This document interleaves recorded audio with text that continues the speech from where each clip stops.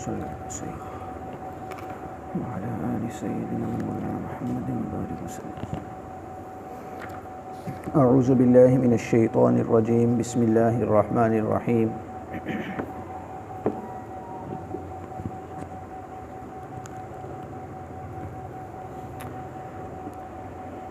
الذين ينقضون عهد الله من بعد ميثاقه ويقطعون ما أمر الله به أن يوصل ويفسدون في الأرض أولئك هم الخاسرون كيف تكفرون بالله وكنتم أمواتا فأحياكم ثم يميتكم ثم يحييكم ثم إليه ترجعون صدق الله العظيم۔ الذين ينقضون عهد الله، اور وہ لوگ جو توڑتے ہیں اللہ سے کیے ہوئے اپنے وعدے کو، من بعد میثاقہ، اس کو پختہ کرنے کے بعد، وَيَقْطَعُونَ مَا أَمَرَ اللَّهُ بِهِ، اور توڑتے ہیں اس کو جس کو اللہ تعالیٰ نے جوڑنے کا حکم دیا، وَيُفْسِدُونَ فِي الْأَرْضِ، اور زمین میں فساد برپا کرتے ہیں، أُولَئِكَ هُمُ الْخَاسِرُونَ، یہی خسارے والے ہیں۔ اس آیت مبارکہ کے پہلے حصے میں اللہ تعالیٰ نے فرمایا الذین ینقضون عہد اللہ، کہ اللہ سے کیے ہوئے اپنے وعدے کو من بعد میثاقہ، اس کو پختہ کرنے کے بعد توڑتے ہیں۔ تو اللہ سے کیا ہوا وعدہ کیا ہے؟ جب اللہ رب العزت نے اس کائنات کو تخلیق کرنے کا ارادہ فرمایا تو اللہ تعالیٰ نے حضرت آدم علیہ السلام سے لے کے قیامت تک جتنے بھی انسانوں کو پیدا کرنا تھا، تمام کی ارواح کو ایک ہی بار پیدا کیا، سب کو اکٹھے پیدا کیا، اور پیدا کرنے کے بعد اللہ تعالیٰ نے ساری روحوں سے وعدہ لیا، الست بربکم، کیا میں تمہارا رب نہیں ہوں؟ اس کو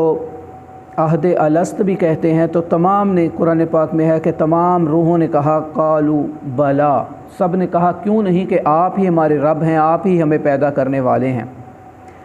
تو جب انسان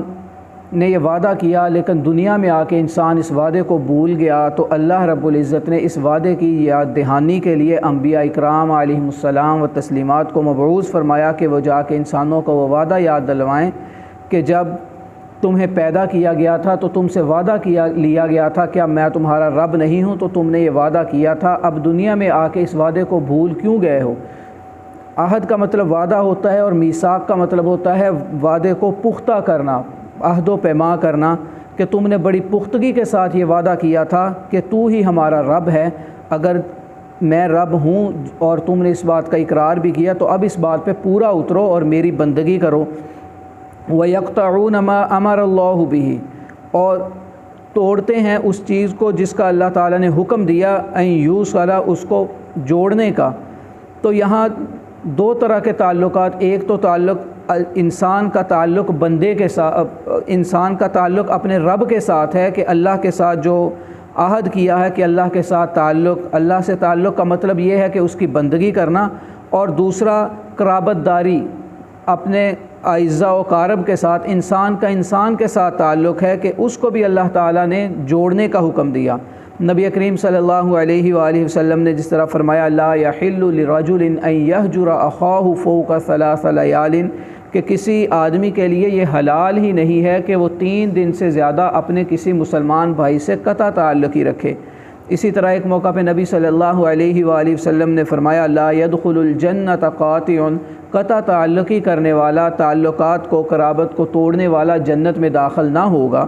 تو اس طرف بھی اشارہ ہے کہ اللہ تعالیٰ نے جن تعلقات کو جوڑنے کا حکم دیا اس کو توڑتا ہے۔ اور کیا تعلق کہاں تک کسی سے رکھنا چاہیے، تعلق کا معیار کیا ہونا چاہیے؟ تو نبی کریم صلی اللہ علیہ وآلہ وسلم نے فرمایا من احب للہ وابغض للہ واعطى للہ ومنع للہ فقد استکمل الایمان۔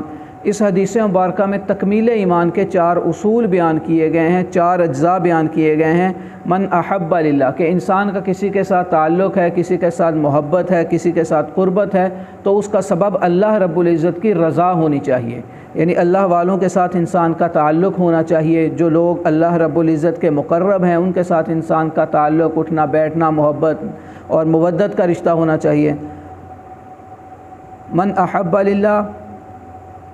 اور اسی طرح فرمایا اگر کسی کے ساتھ انسان، پہلی تو بات ہے کسی کے ساتھ نفرت ہونی ہی نہیں چاہیے، کسی کے ساتھ مخالفت ہونی ہی نہیں چاہیے، وہ ابغض للہ، لیکن اگر کسی کے ساتھ مخالفت ہے تو اس کا بنیادی سبب جو ہے وہ بھی اللہ رب العزت کی رضا ہونا چاہیے۔ یعنی ایسا شخص جو ایسے کام کرتا ہے جو اسلام کو گرانے والے ہیں، جو اسلام کے منافی ہیں، جو نبی صلی اللہ علیہ وسلم کی لائی ہوئی شریعت کو نقصان پہنچانے والے کام ہیں، تو ایسے شخص سے فرمایا وہ ابغض للہ، تو ایسے شخص کے ساتھ قطع تعلقی اور ایسے شخص کے ساتھ دوری یہ بھی اللہ رب العزت کے لیے ہونی چاہیے، اور یہ ایمان کا حصہ ہے۔ اور اسی طرح فرمایا وہ اعطاء للہ، اور کسی کو کچھ دیتا ہے، کسی کے ساتھ کچھ احسان اور بھلائی والا معاملہ کرتا ہے تو اس کا سبب بھی اللہ رب العزت کی رضا ہی ہونا چاہیے۔ وہ منع للہ، اور کسی آدمی کو کچھ نہیں دیتا تو وہ بھی اللہ رب العزت کے لیے ہی ہونا چاہیے۔ مثال کے طور پہ ایک آدمی ہے، اس کے بارے میں انسان کو پتہ ہے کہ اگر میں اس کے ساتھ کوئی مالی تعاون کروں گا تو یہ اس پیسے کو، اس مالی تعاون کو برائی کے راستے میں لگائے گا، اس سے اپنی ذات کو نقصان پہنچائے گا یا اسلام کو نقصان پہنچائے گا، تو ایسے شخص کو کے ساتھ مالی تعاون سے بھی منع فرمایا گیا۔ اور فرمایا وَيُفْسِدُونَ فِي الْأَرْضِ، اور وہ زمین میں فساد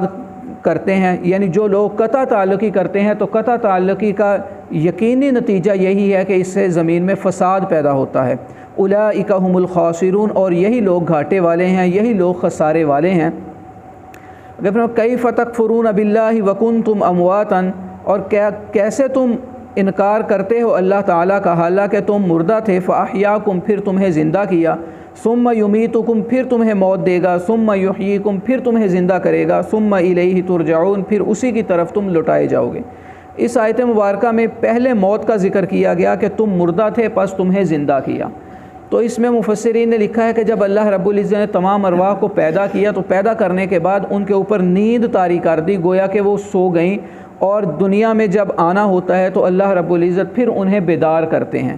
تو بعض روایات میں یہ بات معلوم بھی ہوتی ہے کہ نیند کو جو ہے وہ موت سے تشبیہ دی گئی، جس طرح کہ ہم جب سوتے ہیں رات کو تو سونے کی جو ہم دعا